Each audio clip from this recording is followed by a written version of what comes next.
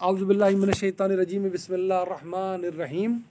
दोबारा हम रिवाइज़ कर रहे हैं, आखिर में पहुँच गए सूरह अल-बक़रा के। जैसे अभी नायाब भाई कह रहे थे, इकबाल भाई भी कह रहे थे कि हम आखिर में पहुँच रहे हैं। दोबारा रिवाइज़ कर लेते हैं कि एक हफ़्ता गुजर जाता है तो हमारे ध्यान में रिवीजन होना चाहिए। हम क्या क्या पढ़ चुके हैं?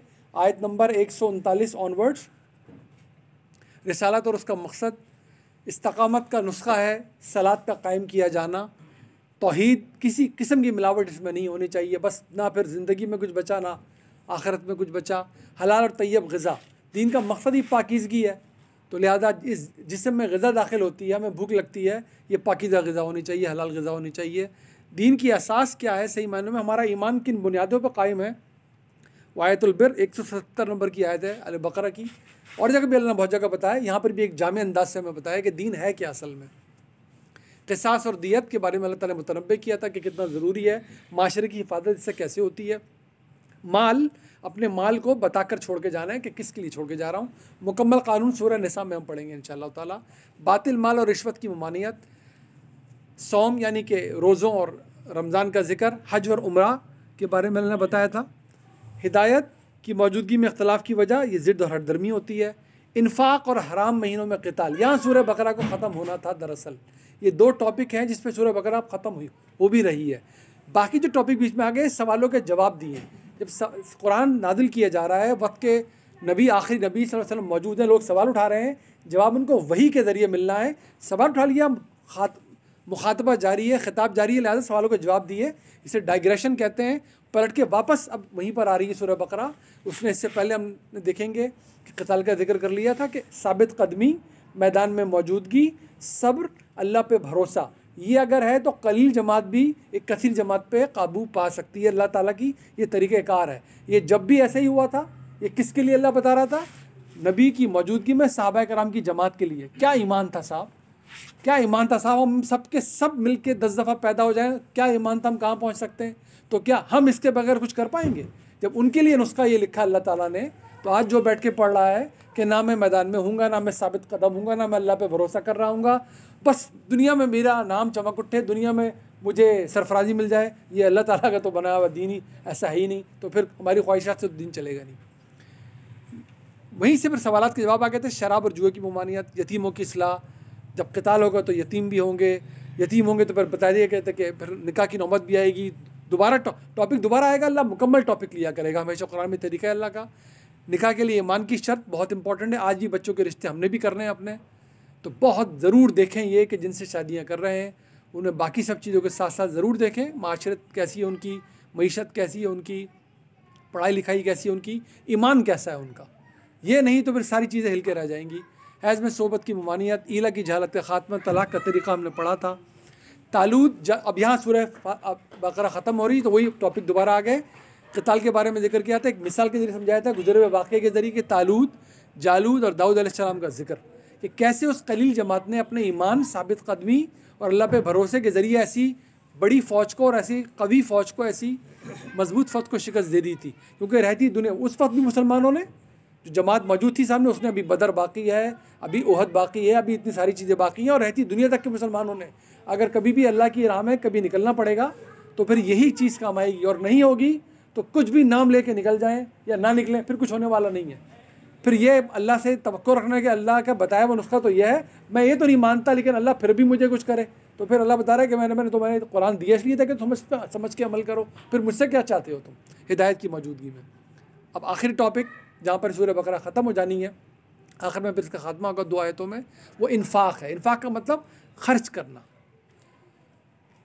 यहाँ से टॉपिक शुरू किया था आयत नंबर 254 में। ये दोनों बातें ऐसी इम्पॉर्टेंट बातें हैं, ये इंसान पर इतनी गिरां गुजरने वाली बातें हैं, अपना माल खर्च करना और अपनी जान को अल्लाह की राह में पेश कर देना। अल्लाह ताला कह रहा है जब तक ईमान तुम्हारे पास नहीं है और तुम्हें आखिरत का सही इदराक नहीं है, ये दोनों काम तुमसे होंगे कैसे। लिहाजा अल्लाह की हिदायत की मौजूदगी में आखिरत का अगर तुम्हें यकीन आ गया तो जान लो कि फिर अल्लाह का तारुफ़ क्या है।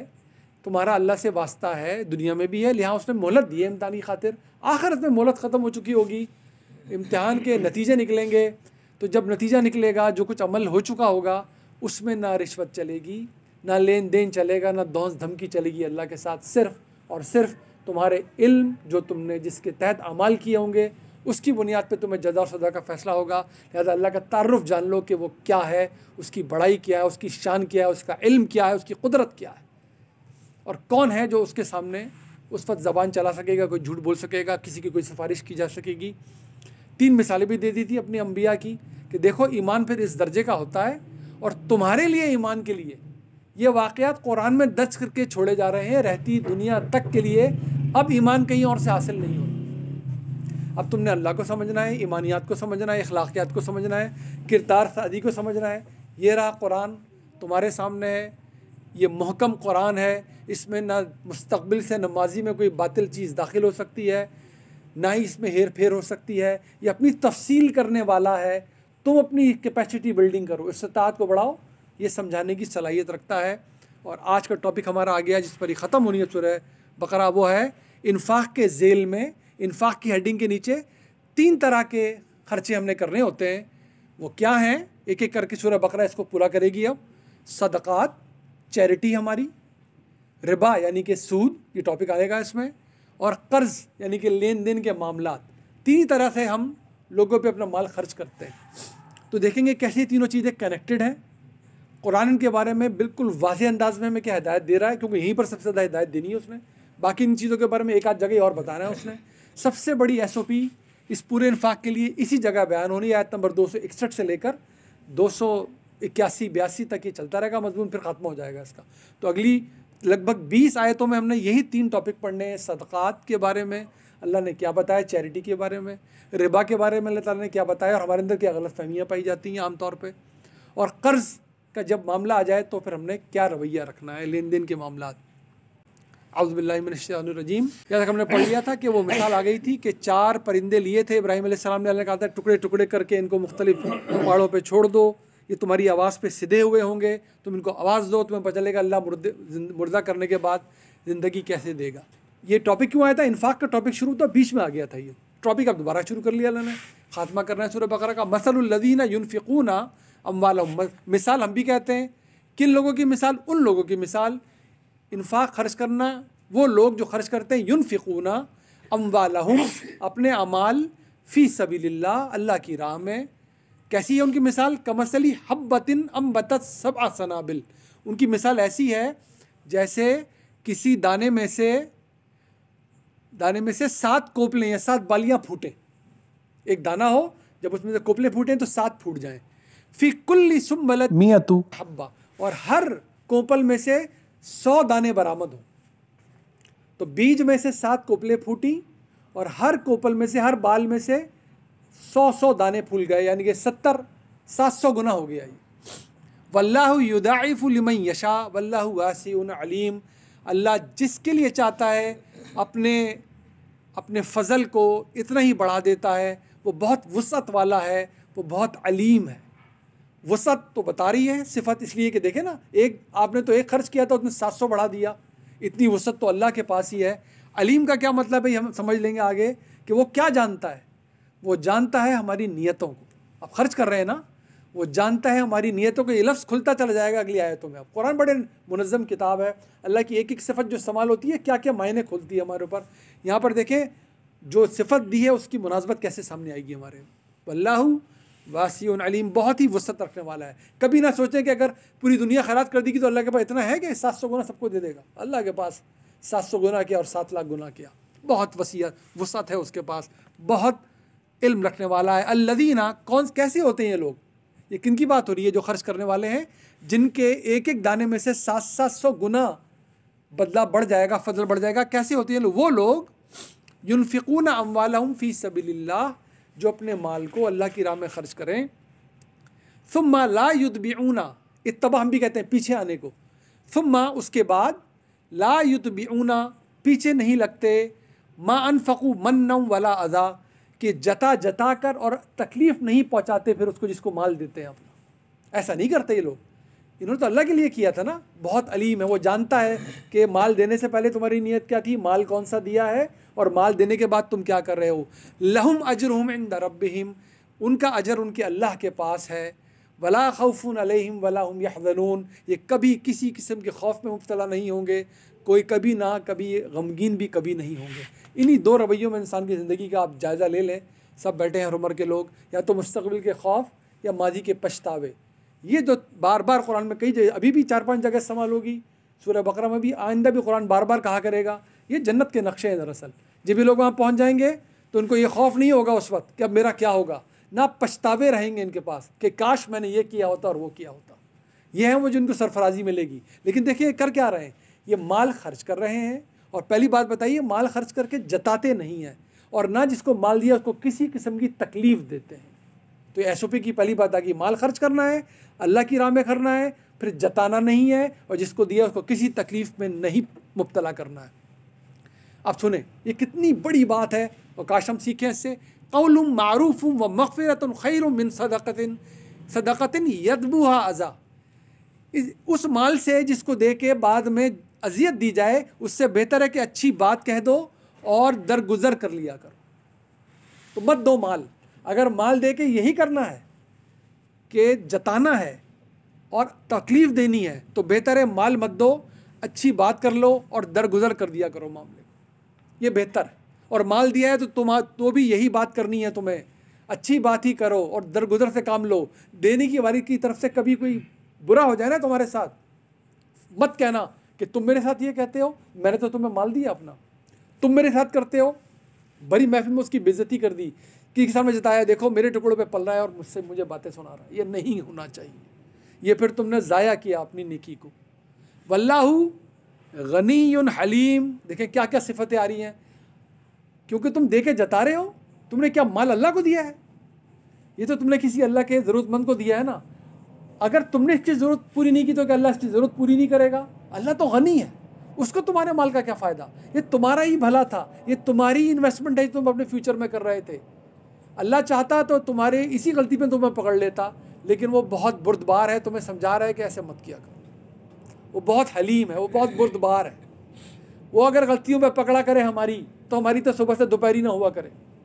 देखिए हम इतनी ज़िंदगी गुजार के बैठे हुए, किस गलती को गुजार चुके हम माफ़ी मांगते हो, माफ़ करता है। बहुत ही बुर्दबार है, बहुत हलीम है वो अल्लाह। या अय्युहल्लज़ीना आमनू, ए ईमान वालो, ला तुबतिलू सदक़ातिकुम बिलमन्नि वल अज़ा। अपने उन नेकी के खर्चों को, सदक़ात को ज़ाया मत करो, उनको बातिल मत बना दो। किस तरह? बिलमन्नि वल अज़ा, जतला कर और तकलीफ़ पहुँचा कर। कल्लज़ी युनफ़िक़ु मालहु रिया अन्नास, जिस किसी उस शख्स की तरह जो अपना माल खर्च तो कर रहा है, युनफ़िक़ु मालहु, अपना माल, रिया अन्नास, लोगों को दिखाने के लिए, वला युमिनु बिल्लाहि वल यौमिल आखिर, इसका कोई ईमान नहीं है ना अल्लाह पे ना यौम आखिरत पे। अगर इसका ईमान अल्लाह और यौम आखिरत पर हो तो ये लोगों को दिखाने के लिए कैसे कर सकता है ये काम? कहा था ना अल्लाह बड़ा अलीम है, वो खोल खोल के बता रहा है कि अल्लाह को पता है तुम क्यों कर रहे हो। दुनिया को तो धोखा दे लोगे, दुनिया को तो दिखा दोगे मैं बड़ा सखी हूँ, अल्लाह नहीं जानता कि तुम क्यों कर रहे हो। कभी ना करना ये।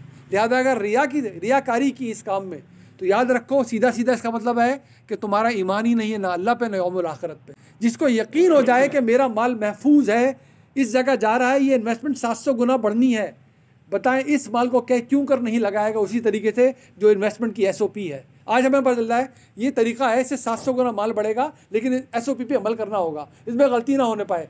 हम जान लगा देंगे ना जान लगा देंगे उसको पूरा करने पे। यही अल्लाह ताला कह रहा है कि ये तो तुम्हें माल अब जब ही मिलेगा जब वहाँ पहुँचेगा। वहाँ कब पहुँचेगा? जब तुम इस दुनिया में इसको इस तरह खर्च करो।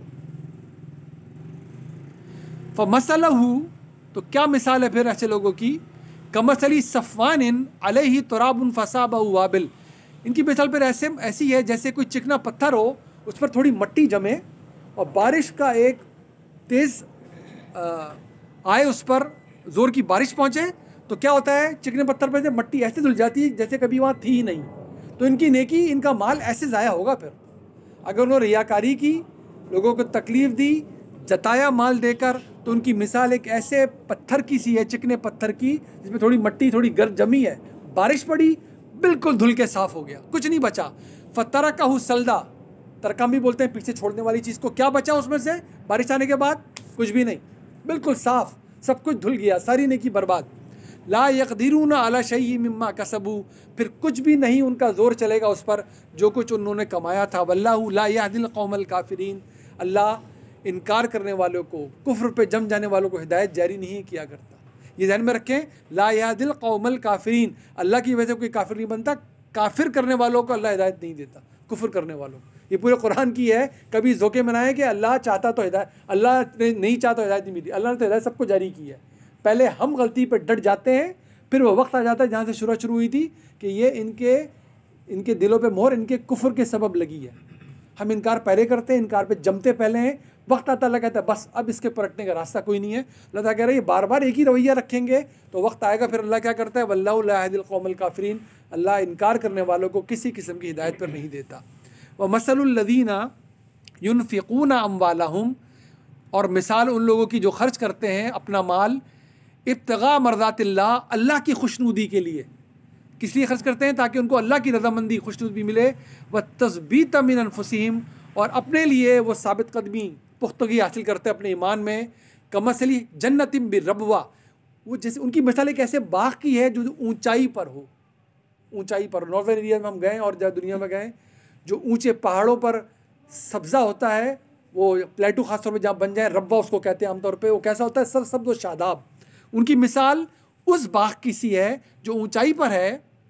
असाबहा वाबिल, उस पर अगर पहुँचे ज़ोर की बारिश, फ़ातत उकुलहा देफ़ाइन, तो अपना फल उसका दुगना आने लगता है। उसको तो बस बारिश चाहिए, बारिश आई, आबो हवा वैसी साजगार है, ऊंचाई पर मौजूद है, वो बिल्कुल अपने फल में इतना इजाफा करता है कि बस बारिश आती दुगना फल दे देता है। फ़इल्लम युसिबहा वाबिलुन फ़तल, और अगर ज़ोर की बारिश ना भी पहुँचे, सिर्फ फुहारी पहुँचे तो भी बहुत काफ़ी होता है ऐसे ज़मीन के लिए जो इतनी ऊंचाई पर हो, इतनी अच्छी जगह पर मौजूद हो। उसके सब्ज़े के लिए ज़रा सी फुहार काफ़ी है। वल्लाहु बिमा तअमलून बसीर, अल्लाह बिल्कुल जानता है जो कुछ तुम अमल करते हो, वो उसको खूब देखने वाला है। ये किन की मिसाल है? ये मिसाल उन लोगों की है जिन्होंने अल्लाह की मर्ज़ी के लिए और अपने अमान की पुख्तगी के लिए ख़र्च किया है माल। लोगों को दिखाने के लिए नहीं किया, लोगों को दिखाने के लिए किया था, चिकने पत्थर की तरह था, मट्टी पड़ी थी, बारिश आई धो के रख दिया। अल्लाह की मर्ज़ी की खातिर किया है। एक ऐसे बाग की मिसाल है जो ऊंचाई पर है, सब्ज़ा है, बारिश हो गई दुगना फल, सिर्फ फौर भी पड़ गई तो फले और फूलेगा ही। तो देखें, अल्लाह की खातिर करने वाला तो ज़ाया हो ही नहीं सकता, जो भी नेकी काम हो और ख़र्च भी करना हो तो। अयवद्दु अहदुकुम अन तकून लहू जन्नतुम मिन नखील व अनाबिन तजरी मिन ताहतिहा अल-अनहार, तुम में से कोई चाहेगा कि उसके पास एक बाग हो जिसमें खजूर हो, अंगूर हो, उसके नीचे नहरें बहती हों, पानी जारी हो सारी हो। लहू फ़ीहा मिन कुल्लि समराति वसाबहुल किबरू, उसमें हर तरह के फल पाए जाते हो। देखिए कैसी मिसाल आ रही है, उसके पास ऐसा बाग हो जिसमें खजूर भी हो। मिसाल दी है उस वक्त मुखातबीन जिस चीज़ को बड़ा समझते थे, और ऐसी दुनिया तक के लिए आज आप किसी चीज़ को भी इस पर कयास कर सकते हैं कि जी आपको पसंद है आजकल कोई फार्म हाउस, आपको पसंद है कोई आइलैंड, आपको पसंद है कोई बड़े महल। उस ज़माने में यही समझा जाता था सही मायनों में शान की चीज़। ऐसे बागात हों जिनमें खजूर हों, जिनमें अंगूर हों, पानी वाफिर मकदार में मौजूद हो, नीचे नहरें बहती हों, उसके अंदर हर तरह के फल मिन कुल्लि समरात, फल मौजूद हों। फिर क्या हो, व असाबहुल किबरू, और ऐसे शख्स पे जिसका ये सब कुछ है उस पर बुढ़ापा आ जाए। वलहू ज़ुर्रियतुन दुआफ़ा, जबकि उसकी औलाद भी बहुत नातवान हो, कमज़ोर हो। फ़असाबहा इस्आरुन फ़ीही नारुन फ़हतरक़त, और क्या हो, आग का बगुला आ जाए इसके इस बाग पर, जो इसकी बड़ी मिल्कियत थी, बड़ी शान थी, सब कुछ था, ऐसी शानदार मिल्कियत पर एक आग का बगुला आ जाए। फ़असाबहा, आप पहुँचे, इस्आरुन, ऐसा बगुला, फ़ीही नारुन फ़हतरक़त, तो वो आग का बगुला और इसकी सारी ये शान व शौकत, ये खेती, ये बागात, ये अंगूर, ये खजूर, ये बहते हुए पानी, ये जल के रह जाएँ। कज़ालिका युबय्यिनुल्लाहु लकुमुल आयाति लअल्लकुम ततफ़क्करून, इसी तरह, कज़ालिक, इसी तरह, बय्यन कहते हैं खोलने को, युबय्यिनुल्लाहु, अल्लाह खोल कर बयान करता है तुम्हारे लिए अपनी आयात, लअल्लकुम, ताकि तुम गौर व फिक्र करो कि तुमने तो अपने तौर पे सब कुछ रवाना किया, नेकियां करते रहे, सदक़े करते रहे, लोगों को दिखाने के लिए जताते रहे, बताते रहे, समझे कि बहुत कुछ जमा कर लिया। जब वक्त आया तुम्हारे बदलों का वक्त, तो पता चला कि कुछ भी नहीं है तुम्हारे पल्ले, तुम्हारे उस बाग पे तो आग आ चुकी, उम्र तुम्हारी पूरी हो चुकी, पीछे कोई नहीं है तुम्हारी मदद भी कर सके। अब मिसाल इस तरह समझाइए अल्लाह ताला ने कि क्या बनेगा फिर, तुमने तो बड़ा समझा था कि तीर मार लिया, लेकिन हकीकत में कुछ तुम्हारे हाथ नहीं आया, ना तुम अब कुछ कर सकते हो, क्योंकि अमल का दफ्तर बंद, ज़िंदगी ख़त्म, और ना तुम्हारे पीछे अब कोई तुम्हारी मदद कर सकता है। खूब समझते थे, आज भी हम समझ सकते हैं, जिसकी कैफियत हो कि जायदादें जमा की हों और अल्लाह ना करे अब जायदाद पे बुरा वक्त पड़ जाए, अपने क़वाब काम ना करते हों, मैं मजीद कुछ ना कर सकूं और पीछे से मेरे पास कोई कुमक भी मौजूद ना हो। बताइए क्या इस शख्स का बनेगा जो आंखों से अपनी दुनिया उजड़ते हुए देख रहा। ये मिसाल दी है, गौर कर लें और देख लें। हम सब इसमें अल्लाह ना करे मुब्तला होना चाहते हैं, इससे बचना चाहते हैं। अल्लाह कब चाहता है मैं इसमें मुब्तला हूँ? वो तो हमें बचने का तरीका बता रहा है। खर्च कर लो माल, इस नीयत से कर लो, अल्लाह की खातिर कर लो, इस SOP भी कर लो, 700 गुना इससे भी ज़्यादा पाओ मुझसे। वो तो आपको ठीक बात बता रहे हैं हमें। या अय्युहल्लज़ीना आमनू अनफ़िक़ू, देखिए इन्फाक का टॉपिक है और ये आयतें ख़त्म ही नहीं होंगी। क्या कितना अहमियत अल्लाह ताला दे रहा है, कितनी बारीक बीनी से SOP जारी कर रहा है। हम इसको समझें और उस पर अमल करने वाले बन जाएं। या अय्युहल्लज़ीना आमनू, ए ईमान वालो, अनफ़िक़ू खर्च करो, मिन तय्यिबाति मा कसबतुम, अपने कौन से माल में से, वो पाकीज़ा चीज़ें जो तुम कमाते हो। एक ईमान वाले हो, तुम्हारे पास हराम माल हो कैसे सकता है, गलत माल हो ही कैसे सकता है? ईमान वाले हो ना। अब जब है इसमें से भी शानदार चीज़ें ही खर्च करनी है तुमने। ये कंबल अब मैंने इस्तेमाल नहीं करना, चलो चैरिटी करूं। ये चीज़ मेरे काम की नहीं है, चलो अब चैरिटी कर देता हूँ। ये मैंने अब कुछ नहीं करना, चलो चैरिटी कर देता हूँ। नहीं, ये नहीं करो। ये तुम अल्लाह को दे रहे हो ना, आखिरत में इन्वेस्ट कर रहे हो, तुम्हें यकीन है कि वहीं जाके हमेशा रहना है। फिर इस दुनिया भर घर बनाते रहे किराए पे देने के लिए, इधर उधर। आज भी बात करें, ठेकेदार पूछता है घर अपने लिए बनवा रहे हैं किराए के लिए? किराए के लिए, बस। तो फिर दरमियाना काम कर लें तो किराए पे जाना है। अपना घर बना रहे हैं, हर चीज़ ऊंचे दर्जे की लगाएं इसमें। सर इसमें ये वाले टाइल होना चाहिए, इसमें ये वाली सैनिटरी फिटिंग होनी चाहिए। आपका घर है ना, तो इस दुनिया का हर घर छोड़ना है हमें। जिस घर में हमेशा रहना है, क्या क्वालिटी चाहते हैं उसकी, तो वैसे ही काम करके जाएं। फिर तो कौन सा माल खर्च करना है? या अय्युहल्लज़ीना आमनू अनफ़िक़ू मिन तय्यिबाति मा कसबतुम, जो तुमने कमाया है ना, ये अल्लाह की मेहरबानी है, ये अल्लाह का दिया हुआ माल है, इसके बेहतरीन चीज़ों में खर्च करो। व मिम्मा अख़रजना लकुम मिनल अर्द, और उसमें से भी जो कुछ तुम ज़मीन में से उगाते हो। वला तयम्ममुल ख़बीसा मिन्हु तुनफ़िक़ूना वलस्तुम बिआख़िज़िही इल्ला अन तग़मिदू फ़ीह, और हरगिज़ ख़राब चीज़ों को मत मिलाना अपने सदक़ात के अंदर जो तुम खर्च करते हो। वलस्तुम, और तुम कभी भी नहीं चाहोगे, वलस्तुम बिआख़िज़िही, कि तुम लो, इल्ला अन तग़मिदू फ़ीह, तुम्हें ऐसी कोई गलत चीज़ मिले तो तुम कभी उसको लेना ना चाहो जब तक तुम्हारी आंखें बंद ना कर लो। तुम कराहियत से लो, तुम खुद भी कभी ना लो। तुम तो दूसरे को क्यों देते हो ऐसी चीज़? अच्छी ही चीज़ देनी है, बेहतरीन ही चीज़ देनी है जो तुमने कमाई है। कमाई तो तुमने, अल्लाह की मेहरबानी है ना, इसको अपना माल मत समझ के बैठ जाना इस पर। वालमू, जान रखो, अन्नल्लाह गनियुन हमीद, अल्लाह गनी है। तुम मत समझना कि मैं नहीं दूंगा तो उसका क्या बने, अल्लाह तो उसको पहुँचा देगा। कौन घाटे में रह जाएगा? तुम। अल्लाह तो बहुत ही काबिल तारीफ़ है, ना उसकी तारीफ़ में कमी होनी है। तुम नहीं करो तो बहुत तारीफ़ करने वाले, पूरी कायनात का हर इंसान उसकी तारीफ़ ना करे, उसके मलाइका बहुत तारीफ़ करने वाले। और वो गनी है, वो बेपरवाह है। कभी मत समझना कि हमने माल खर्च नहीं किया तो बस हमारा माल हमारे पास रहेगा, नहीं, वो भी नहीं रहेगा। और जिस पे तुमने खर्च नहीं किया उसको कुछ नहीं मिलेगा, उसको भी मिल जाएगा जो देना होगा अल्लाह ने उसको। पीछे रह जाएगा तो ना खर्च करने वाला पीछे रह जाएगा। अब सुनिए, फिर ये ऐसा हो कैसे जाता है कि हम होते हुए ना खर्च करें? अश-शैतानु यईदुकुमुल फ़क़्रा व यअमुरुकुम बिल फ़हशा। दरअसल शैतान जो है ना, ये तुम्हें क्या करता है? तुम्हें डराता है कि माल मत खर्च करो, तुम्हें कमी पड़ जाएगी, तुम्हें कमी पड़ जाएगी। तुम्हें फ़क्र से, तंगदस्ती से डराता है। और साथ में एक काम और भी करता है, क्योंकि माल तो होता है ना, व यअमुरुकुम बिल फ़हशा, और तुम्हें तरगीब देता है फिर उन चीज़ों की जिसमें तुम्हें पढ़ना नहीं चाहिए। फिर तुम्हें फ़ाहिश कामों की तरफ लेके जाता है, भले वो खुली फ़हाशी हो, छुपी फ़हाशी हो, वो फजूल खर्ची हो, वो जुआ हो, वो जो किसी भी शक्ल में की जा सकती हो। माल तो होता है, वो अल्ले तल्लों में लगवाता है फिर आपसे। वो आपको अल्लाह की राह में तो खर्च करने देगा ही नहीं, वहाँ डराता है, नहीं नहीं ये मत करो, ये तो चला जाएगा तुम्हारे पास से, ये तो तुम सदका कर रहे हो, इसका तो बदला भी नहीं मिलना।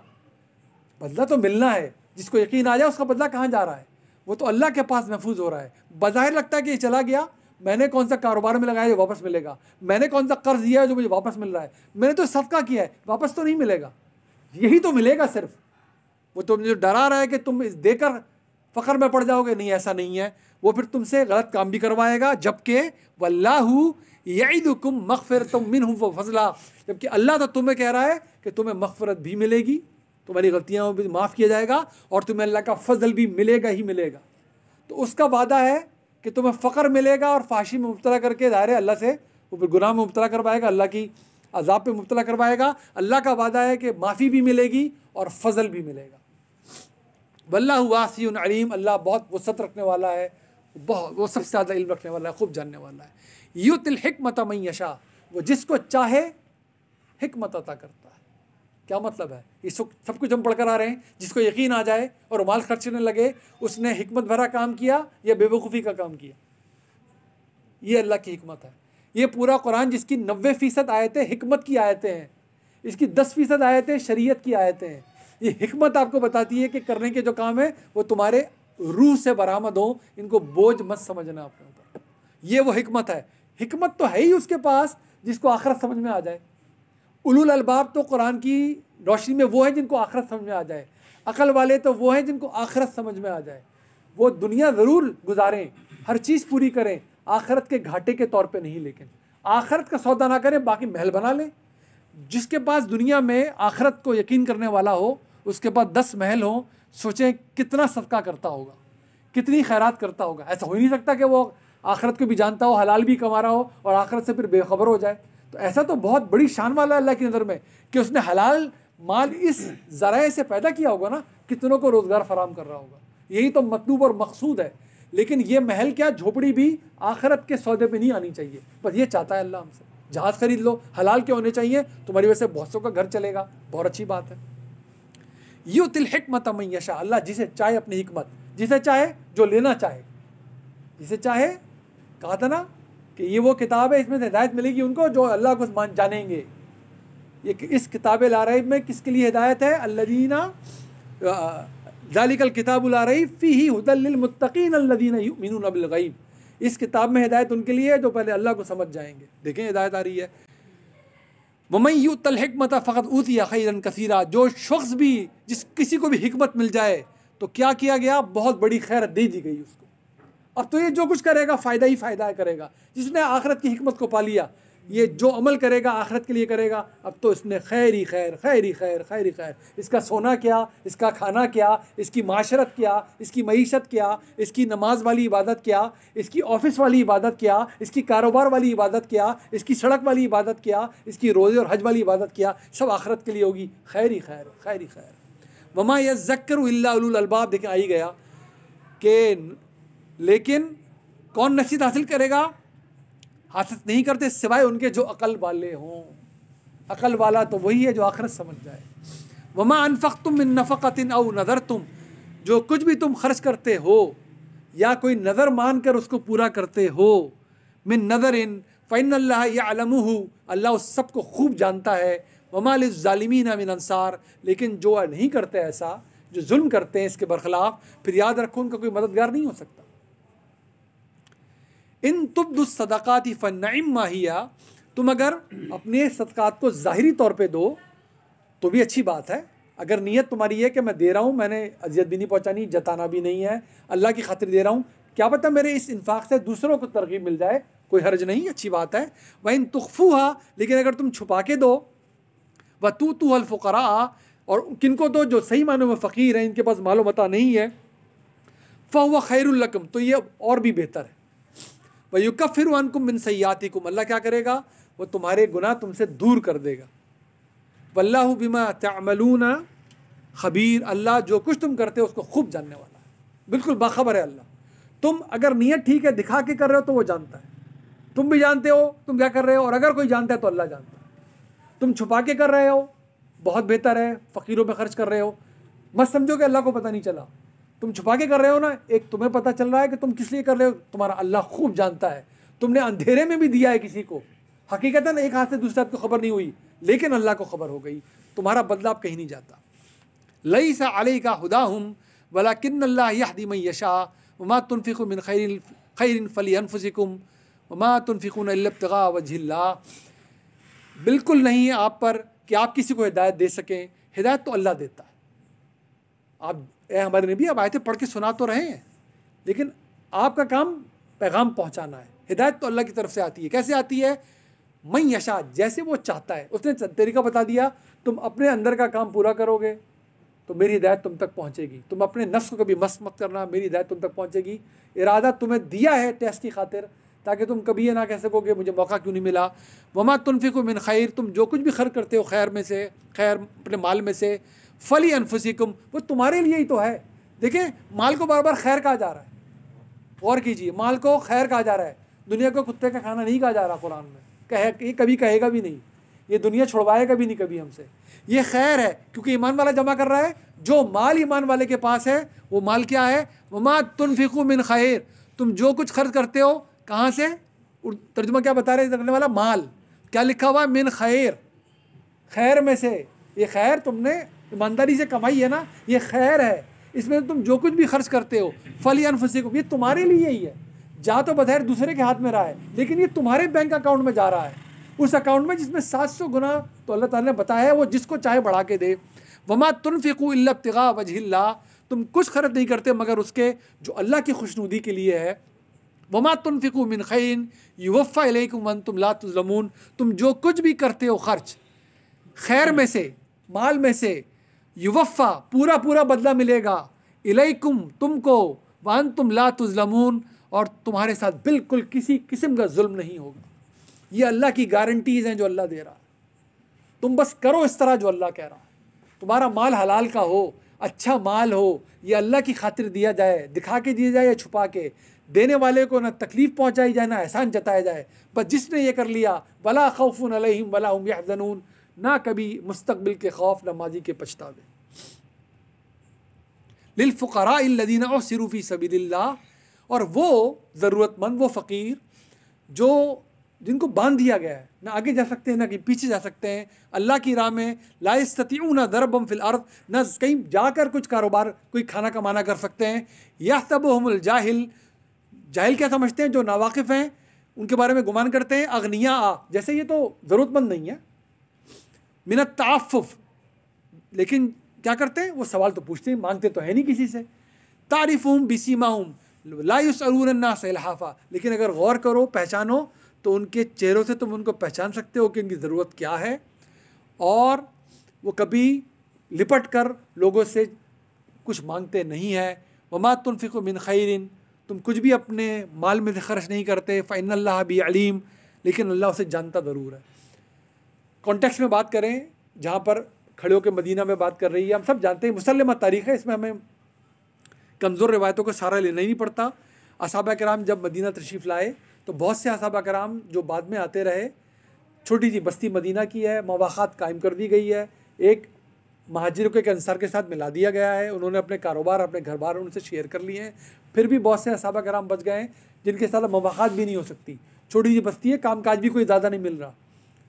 तो बताया गया कि अब ये लोग, इनको अस्हाब सुफ़ा के नाम से आप जानते हैं कि ये नबी सल्लल्लाहु अलैहि वसल्लम के घर के आसपास ही इनको एक चबूतरा बना के दिया, वहाँ रहते हैं। ये बड़े शान के लोग हैं, ये सहाबी हैं, ये कोई खुदा न खास्ता भीख मांगने वाले नहीं हैं, लेकिन हैं ज़रूरतमंद।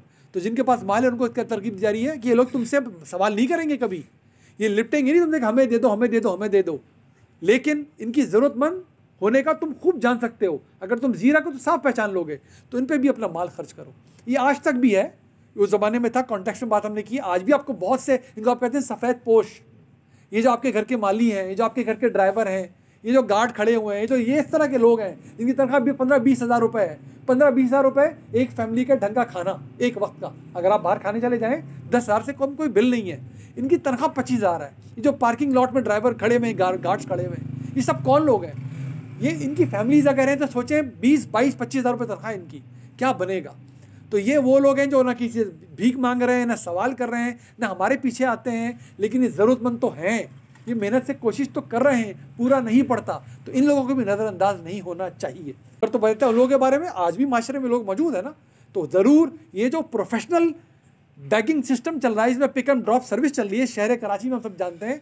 हमारा जिन रास्तों से गुजरे, आप कभी जाकर इस गेट 5 के सामने खड़े हो, आपको पता चलेगा कि पिक एंड ड्रॉप सर्विस है इन भिखारियों के लिए। यहाँ पर ये प्रोफेशनल्स हैं, इनसे इंटरमिटेंट वसूलियाँ की जाती हैं। दिन आधा हिस्सा गुजरता है तो वसूल करने वाला उसी पिकअप में आता है कि लाओ अब तक का कैश मेरे हवाले करो। हम ज़रा सोचें सही, हमारा माल सही जगह खर्च हो रहा है कि नहीं हो रहा। बहुत से ज़रूरतमंद आपको मिल जाएंगे। वमा तुनफिकू मिन खैर, तुम खैर में से कुछ भी खर्च नहीं करते। देखिए बार बार लफ्ज़ खैर आ रहा है, इसको जहन में रखते जाएँ, कितनी बड़ी बात है।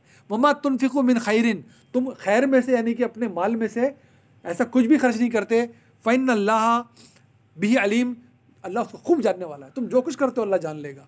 अल्लज़ीना युनफ़िक़ूना अम्वालहुम बिल्लैली वन्नहार, वो लोग जो अपने माल को खर्च करते हैं, अल्लज़ीना युनफ़िक़ून बि अम्वालहुम लैल, रात, नहार सुबह, रात भी और दिन भी, सिर्रन व अलानिया, पोशीदा भी और ज़ाहिर भी, फ़लहुम अजरुहुम इंदा रब्बिहिम, उनका अजर उनके अल्लाह के पास है, वला खौफुन अलैहिम वला हुम यहज़नून, ना ही वो कभी किसी खौफ में मुब्तला होंगे, ना ही गमगीन होंगे। ये बार बार कुरान में, सिर्फ बकरा में ही नहीं, बार बार आएगा ये तरकीब। उस जगह क्यों नहीं पहुंचना चाहते जहाँ पर वला खौफुन अलैहिम वला हुम यहज़नून, ना कोई मुस्तक़बिल का अंदेशा बाकी रह जाएगा। कोई होगा माजी का पछतावा, उसको जन्नत में दाखिल हो जाए? बताइए, कोई मुस्तक़बिल का अंदेशा दाखिल हो सकेगा जब अल्लाह की कुदरत देख लेगा कि ये अल्लाह, ये है उसकी बनाई हुई जन्नत, ये मैं इसका वारिस, मैं उस जन्नत का वारिस, अल्लाह हमें बनाए। देखें क्या खौफ और क्या पछतावा। पछतावे तो उसको होंगे ना जी जिसको अल्लाह ना करे पता चल रहा हो जी किधर है बाकी अमाल, ये तुम्हारा जो झुका हुआ पलड़ा है ये बुराइयों का झुक रहा है।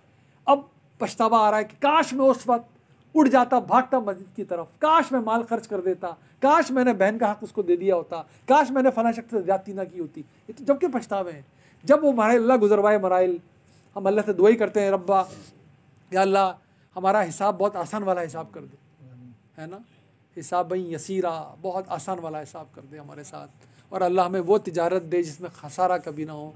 रब्बना आतिना तिजारतन लन तबूर, हमें वो कारोबार दे इसमें बर्बादी तो हो ही ना सके, बस फ़ायदा ही फ़ायदा। वो फ़ायदा ये है, वो सही मायने में कुरान समझा सकता है आपको। यही हमारी अदनती कोशिश है। अल्लाह आप सबको हमेशा सलामती और आफियत दे, हमारे बच्चों को भी दे। मैं एक बात आपसे अर्ज़ करूँ, इसको मैं बंद करके आपको बताता